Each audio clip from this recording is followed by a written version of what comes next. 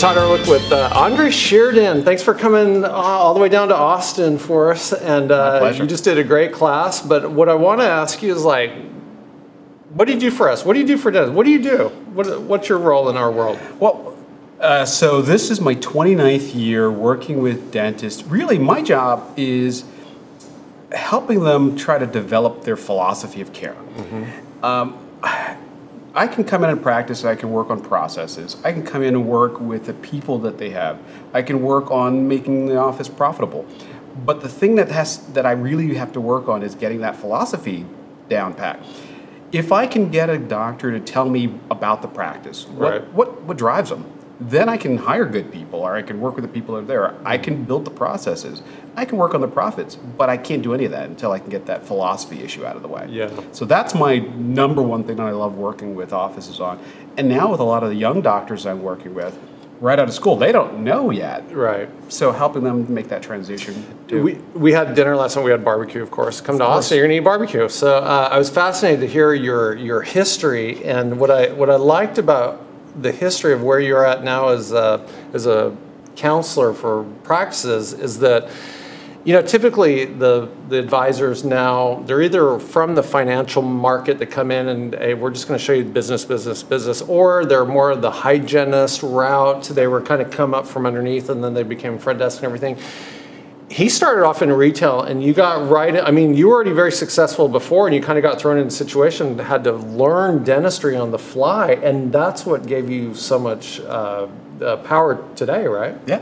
Well, you know, my background, starting in retail, I mean, I was selling more clothes. I was selling more in production than most dentists at the time were doing. I was doing $750,000 in sales a year. Well, then why the heck are you in dentistry? I mean, I'd be selling dresses as well. Well, you know, it was family obligation. My brother-in-law was my dentist, and he was failing at his business and asked me to help, and that's what you do for family. You come in and help them.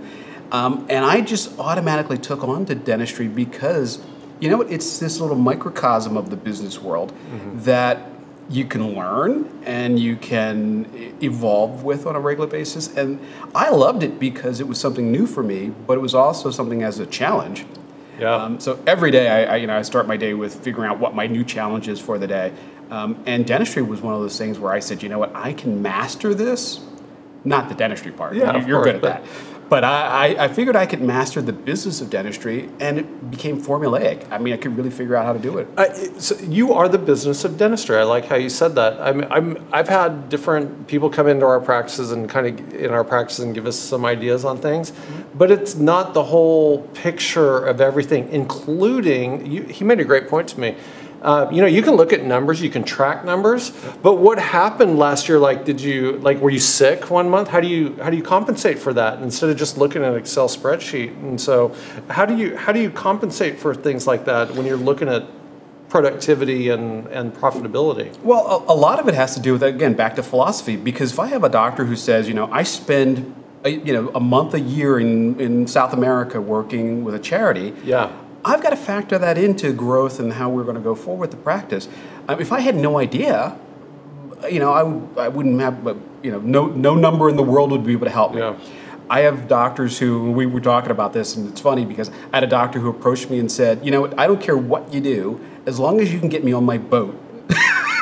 You know, at least 6 days out of the summer every week. And I went, you know, okay, there's a challenge. We got to figure out how to do it. We laugh because we know the doctor. I don't even have a boat. Can I get a boat first, please? That's what I would want to do. Yeah. But it goes back to, I can figure out that, you know, I can do all the statistics on the practice with, and I tease, but it's true. I can call almost every practice in the U.S., ask 3 very, very easy questions that most people will give me the answers to over the phone, and be able to tell the practice what they make, what the doctor's take-home is going to be. Seriously? Well, it's easy because you realize, you know, lab fees are supposed to be 6 to 7%. Yeah. Payroll is supposed to be in that 30% range. Yeah. So if I can figure out the other variables, I can work backwards from those things. I see. So if I know the practice makes $1 million too, I know what the doctor takes home. I know what staff should be paid.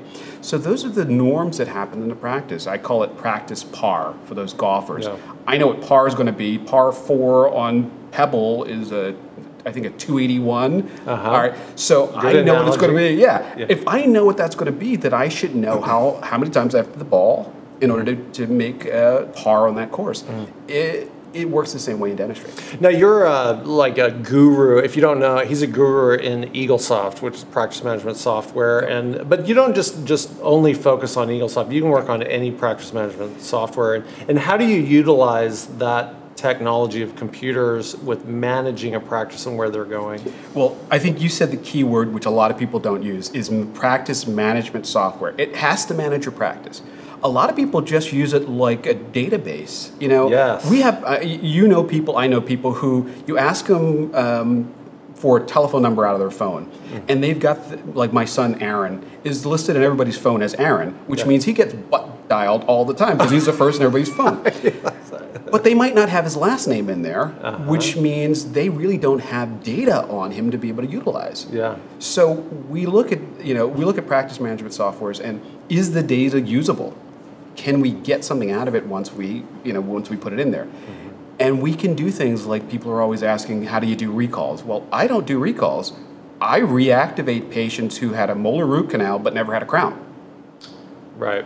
That's practice management software. Other than that, it's just a database. It might as well be a recipe box, you know? Yeah, and man, that's very clear. I feel it's so inadequate right now because I basically use EagleSoft as a database where I do my chart notes, where I store the images and everything. And just a class you did recently really motivated us in our own practice on how to be able to manage things and make it easier for it. Yeah. How, for those that are watching, how do they get to know you and your services, and how they can get to have you come into their office and do your thing? Well, first of all, they've got to be in a nice warm place, and I'll be happy to come to their office. You're not going to go like to Alaska or something? I've been a couple times. It's a lot of fun.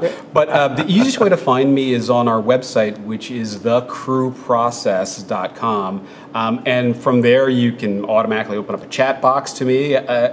Our slogan is personal service, outstanding results. I live that brand every day, because if somebody calls that number, they're going to get me. Yeah. And I think that's the most important thing about doing what I do, coaching, is you're going to get me, you're going to get the real flavor instead of, some derivative. Yeah. And at dinner, you were telling me about, other advisors that we know, and they're on the national lecture circuit and everything, and you kind of not get them.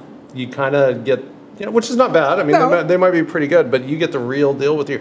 And the other thing I liked about, and you don't have to talk about fees on this, but it was very simple how you set everything up, like what the costs were for the doctor. And I found that very appealing, because it's so scary to get that envelope pushed over to you and go, this is going to be 50 grand, or this is going to be whatever. Well, and to me, it started, again, with my brother-in-law, and I had to come up with something that was fair. And I said to him, what's the most expensive thing you do in your practice? And now we're talking 30 years ago. It was a 3-unit bridge, and that was $3,000. Yeah. So I said, I'm going to charge you that the first time I work with you. And each month, I'm going to charge you a third of that to stay working with you.